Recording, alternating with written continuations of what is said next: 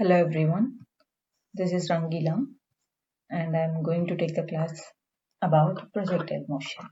Okay, so what is projectile motion? When we throw the object, right, into the space, right? So with some initial velocity also, it will move freely under the effect of gravity. So this is what 2D motion. Okay, so this projectile motion is coming under 2D motion. Okay. So, what is 2D motion? Imagine when you have an object or ball or store something, okay?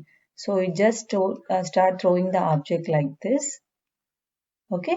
So, the object is covering some path, isn't it? The name of the path is called parabolic path, okay? So, imagine we have sent the object through with some initial velocity u, okay? With the angle theta. Okay, so the object has covered the distance, some distance along x direction and some distance along y direction, isn't it? Okay, so this is what we used to call them as a two-dimensional motion. Okay, then this two-dimensional motion means the object has covered two different directions, no? Right? So I'm going to split this projectile motion into two parts. Okay, first one is HM, horizontal motion, and second one is VM, vertical motion. Okay, so listen carefully. I have thrown the object with some initial velocity u, no, right? So this object, this initial velocity has two components along y direction and x direction. Okay, so the name of the component in x direction will be u cos theta. Okay, so the name of the direction is horizontal motion. So in this horizontal motion, which speed is responsible for this horizontal motion? This u cos theta only, right? So when you are taking this y-axis, the name of the motion is vertical motion. Okay, so which speed is responsible for this vertical motion? It is u sine theta. Okay, okay. So let me tell you what is vertical motion and what is horizontal motion in a detailed manner. Okay. So first let me take this vertical motion. In this vertical motion, I have sent the object directly, right, in the vertical path along the y-axis, right? So when I start sending the object towards the y-axis, it comes back, isn't it? Okay. So listen, the object is moving in an upward direction, then afterwards it comes back, isn't it? Towards the downward direction, right? So I have thrown my object with some initial velocity in the vertical direction would be u sine theta.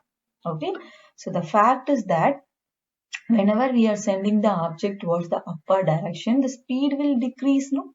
Right? So the speed will be gradually decreases, isn't it?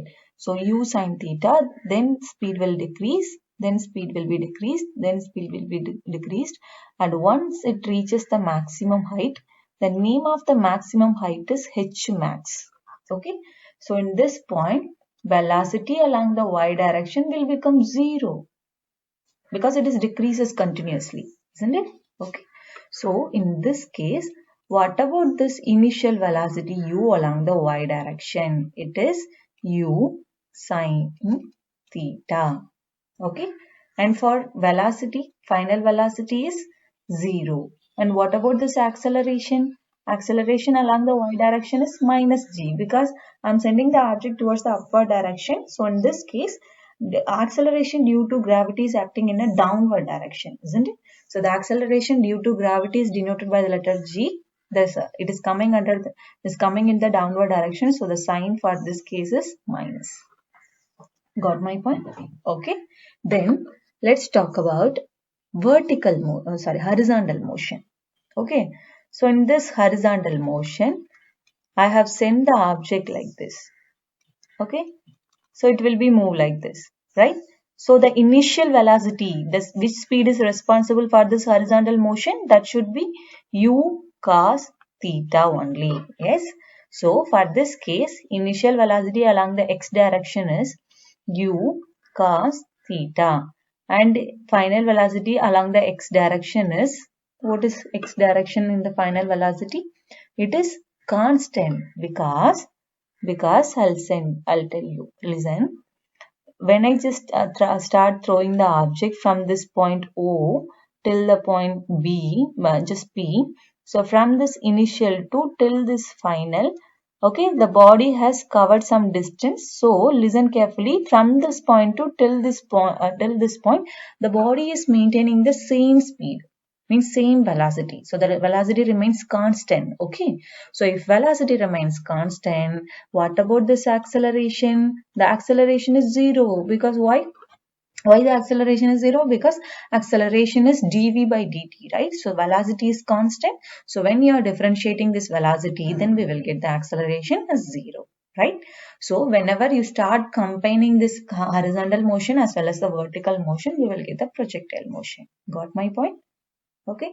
I hope you got understand. Thank you so much.